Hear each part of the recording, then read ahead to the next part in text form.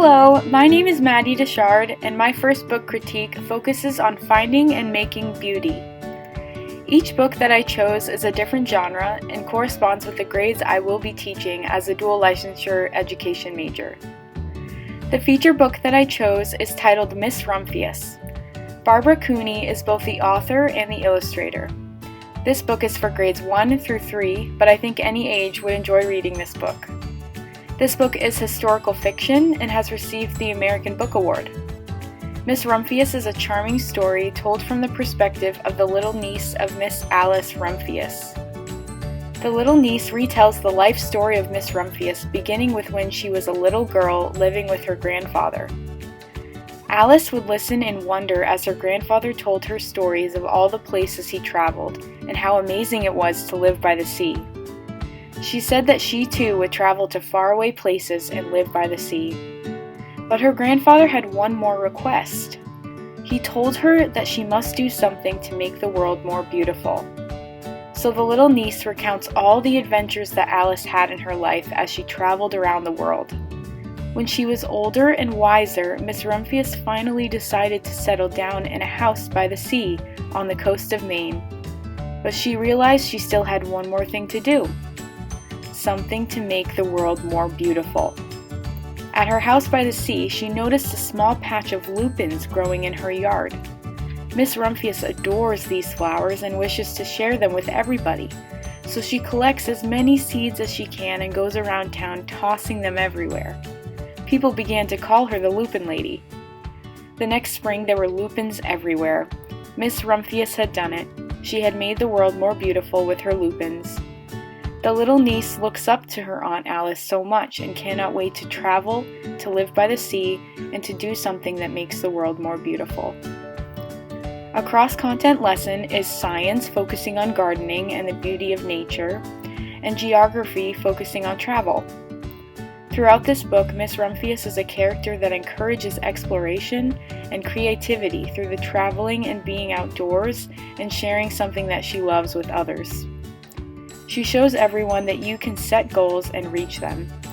Students will participate in the creation of a Padlet that asks them to share what they would do to make the world more beautiful.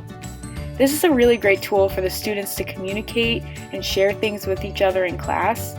It is a low-stakes way for students to participate and get their thoughts and ideas out. Here is an example of a Padlet I created that demonstrates how students would each log into the Padlet, click the pink plus circle, and add their own idea for making the world more beautiful.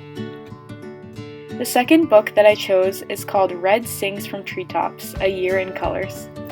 This is a poetry book written by Pamela Zagorinsky.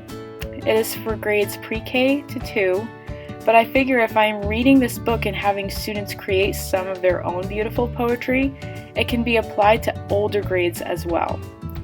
This book is a winner of the Caldecott Medal because of its clever descriptions of the seasons and its stunning illustrations. Zagorinsky walks us through the seasons beginning with spring and using all the colors of the rainbow to describe all the beauty in nature. This book is a great opportunity for students to think about where they see colors in nature and for students to write their own poetry.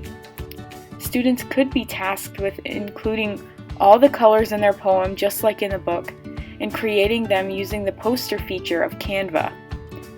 The posters could be printed and shared with the class. Here's an example of a poem that I wrote. Students would be able to utilize all the fun designs and features on Canva to type out their poem and pick the design that matches it. The third book that I chose is called The Secret Garden. This is originally a lengthy classic English children's literature novel, but this version is shorter and co-authored by Callista Brill. It is aimed at grades K through 2 and is realistic fiction. In this beautiful retelling of a classic, students will read about a young girl who has lost her parents and brought to stay at a new house where she has never been. The girl will regain her hope and her joy throughout the story as she discovers a beautiful secret garden, meets new friends, and experiences a miracle at the end of the story that you won't want to miss. I chose this book so that students can learn that they can find beauty in any situation.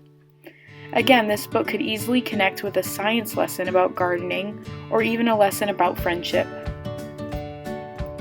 The fourth book that I chose is called Radiant Child, the story of young artist Jean Michel Basquiat by Javaca Steptoe.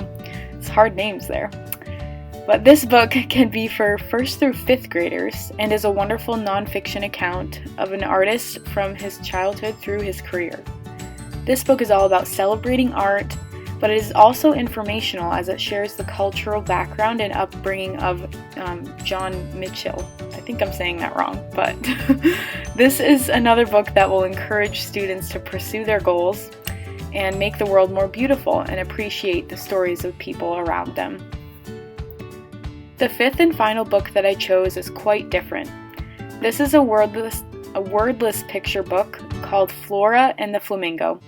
It is by Molly Idle and is supposedly for the grades pre-K through 2. This book received the Caldecott Medal because of the author's ability to convey the humor and friendship of Flora and Flamingo simply through interactive pictures.